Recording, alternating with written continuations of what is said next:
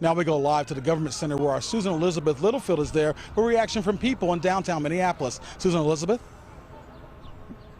Well, Reg, a very similar situation out here. I would describe the environment as solemn outside of the Government Center. You know, I was here after the verdict was read.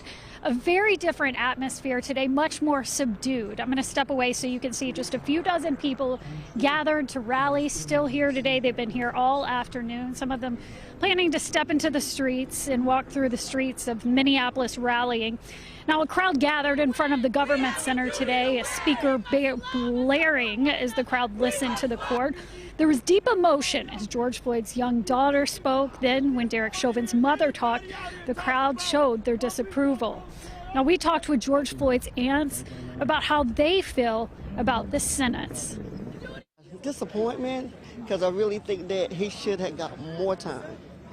But like I said, you know, I was hopeful that we was going to get at least 40 years, but I don't know, just disappointed.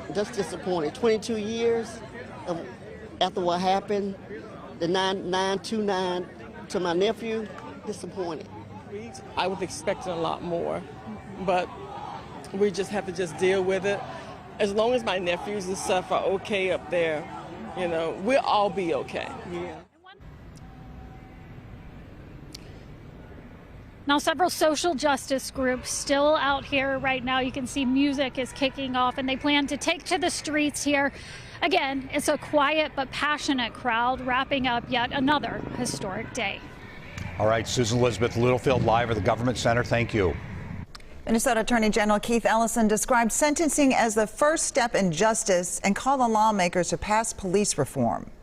Above all, Congress has still not passed the George Floyd Justice and Policing Act.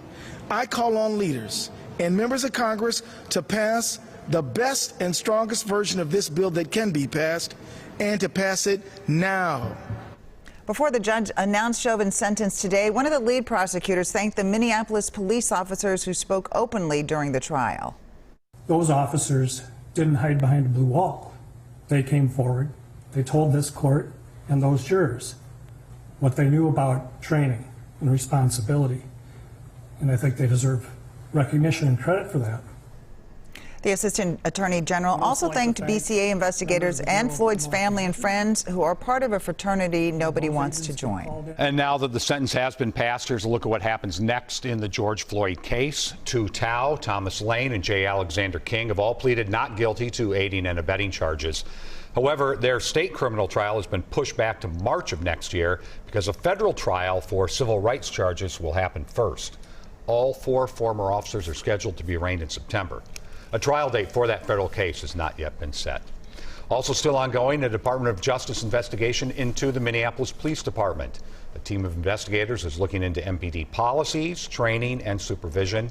This process began in April and is expected to take several months. Stay with WCCO and CBSN Minnesota. We will, of course, have continuing coverage.